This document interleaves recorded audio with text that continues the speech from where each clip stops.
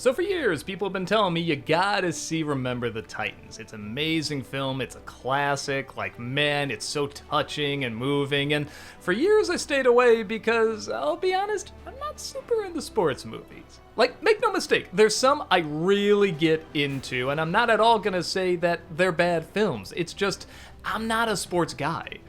To me, a sports movie has to do something different in order to get me invested, like giving a nobody boxer the chance at the title, or the first women's baseball league, like something I haven't seen before. And whenever I saw the advertising for this movie, it just looked like another sports flick, like a good one, it didn't look bad, but I just see the Disney logo on there, and Jerry Bruckheimer, and that schmaltzy music that was everywhere in the 2000s, and I just kind of shrugged and said, I'm sure it's fine, but yeah, I don't know if it's for me. Well, after years of people saying, oh my god, this is really good, have you seen it? It's really great. I finally sat down, put it on, and guys, this is really good. Have you seen it? It's really great.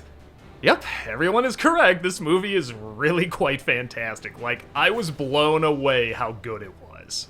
I might even enjoy it more than the average film goer enjoys it because, I'm not even kidding, I kind of think this film should be studied in film class, and I think it would be if it wasn't for just one or two little moments that are fine in other movies, but I think this film is a little too good for. The film is based on a true story and takes place in the 70s in Virginia.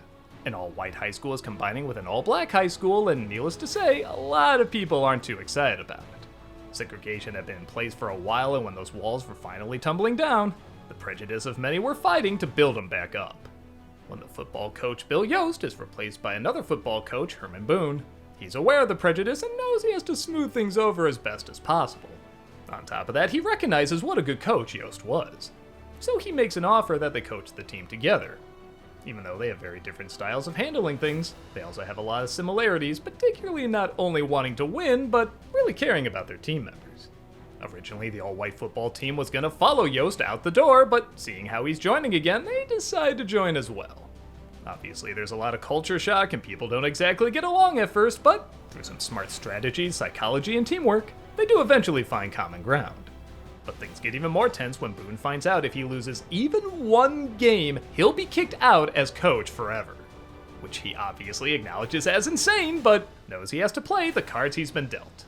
So the game is literally on to see if they can compete and not lose one single match throughout the entire season. So yes, on the one hand, the film does sound a little traditional when it comes to sports movies, but this is one of those films that takes a lot of tropes you've seen before and just does them so well you swear you're watching them for the first time. I talked about before how I don't really like watching sports movies, even if they're done well. There has to be something that separates it from the other, mostly because I just don't have that much interest in them. Well, I'm kind of the same way with movies about prejudice, except it's the opposite. It's not that I have no interest in them, it's that I get too interested in them. They piss me off. It's so hard for me to watch a film where just this very obvious dumb prejudice is accepted by the majority of people and so many have to suffer because of it. Even when they're done well, they just get me angry, which I know is the idea, but they are hard to sit through for me. But again, I do get into them more if they take kind of a unique angle, like seeing what's going on from a little kid's point of view, or turning all the people into animals, just adding a slightly different element. And funny enough, I think by combining two elements I don't usually get into for completely different reasons, it does surprisingly make a great film. And I'll be the first to say, this could easily be a film that could not work. It could be too corny, it could be too drawn out, there could be too many speeches and too much hammering the message on the head.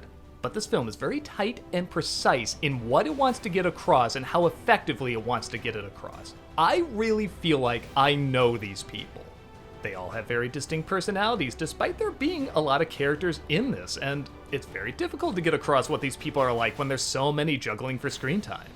But they don't do the Shyamalan thing where they just give a character a gimmick or a quirk or something like that. No, they're just very direct in how well they're written and how well they're acted. I feel like I understand a lot of these people so quickly, even when I disagree with them, even when they have a prejudice that I really hate. They do such a good job showing the humanity of these people in such a short amount of time. There's one character who gets into an accident and is paralyzed, and yeah, you have the scenes where everybody's like kind of crying and really feeling bad for him, and it's hard to watch, but then he says at one point, You know there's sports for people in wheelchairs, like even Olympics. That's all you need to know in that moment. You know he's gonna be alright for that time being. Because he was so well set up before, and you saw how he interacted with everybody else. And that's how all these characters work. That's how a team works. They all have to interact off each other. And they have to grow stronger and tougher for it. This is a film that not only makes me want to understand the psychology of prejudice more, but it makes me want to understand football more. It really drags me into this game. It really makes me interested in what's going to happen and how they get into another player's head, or how they motivate another player on their team that might be having trouble, or what a certain decision says to their team or says to the other team. The idea of breaking through a prejudice by finding that common ground that everybody can enjoy, I think is very powerful, and it's very prominent in this film. Everybody here likes football, and the film likes it so much it takes people that don't really get into it like me, and it really makes me interested in it. It probably goes without saying Denzel Washington is fantastic in this. I mean, he just always knocks it out of the park. Even when he's in a terrible movie, he's always great and gives 1,000,000%. And this is one of those leaders like from Master and Commander or 300 where I just feel like, yeah, I'd follow this guy into hell. He is really great at what he does. But that shouldn't take away from the other performances either, because again, a lot of these people don't have as much screen time as you would think, but they make them count. I also really like too, this film is talking about prejudice, but it isn't just racial prejudice. For example, there's a player on the team who's homosexual, and he does stuff that's inappropriate, but you see clearly why. You see how the other players talk to him, and you understand this time period, and you do get why he would be so repressed and lash out at times. There's a little subplot about these two girls trying to get along, and one's a tomboy and one likes more girly stuff, and again, it sounds silly, and maybe in any other movie it would be really corny and lame and forced, but against this backdrop and with this tight writing and these good performances, it is surprisingly interesting. They both do and don't find common ground, and again, I don't even think it's really a race thing, it's more they're just very different people. Now, like I said before, I really do feel like this film would be studied in film classes in terms of editing and writing and performances, but there's just one or two little things that hold it back. And it doesn't make it by any means a bad movie. Like, in my opinion, this is still clearly a 4 out of 4 star movie. One is there's an opening and closing narration, and it's not needed. It feels like the movie is trying to spell out its message, and the message is so well put together and so well handled, you don't need these bookends.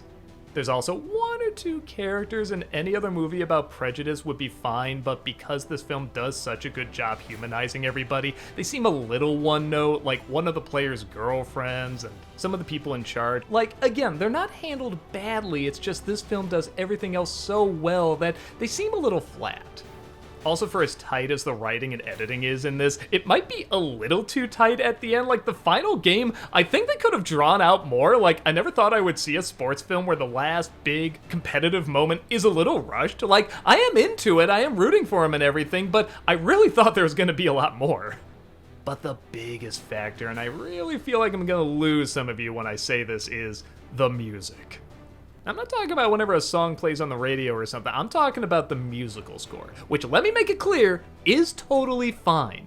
This is your typical Bruckheimer, Michael Bay sports movie score that was everywhere in the 2000s, and it does it to the best of its ability.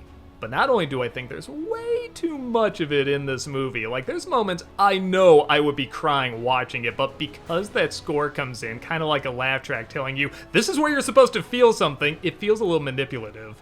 But I actually go so far as to say this movie is so good, I don't think you need any musical score. I would love it if somebody could find a way to edit this film and just take out all the music. There are a few films that have done this where there's no music throughout the entire flick, and when it's done well, it's done very well.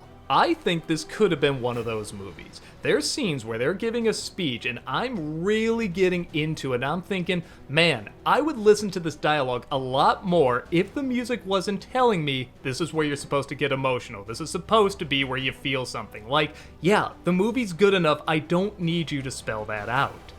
These performances are so good and these situations feel so real that the music constantly reminds me, oh yeah, this is a Jerry Bruckheimer movie brought to you by Disney. And again, I feel bad for saying that because the music is totally fine. I bet there's even people that probably listen to this music to get inspired, but I honestly think the style of the film is too good for it. But at the same time, I know it's a film that wants to be seen. It wants to be a big hit. It wants to really connect not only with adults, but also younger people. It is about younger people, and I feel it represents them very well, particularly in this point in time where prejudice was so strong and everybody was being taught something different. So to some extent, I do get it. And again, I want to reiterate, it's not even that these little nitpicks are even that bad. They would be totally fine in any other movie.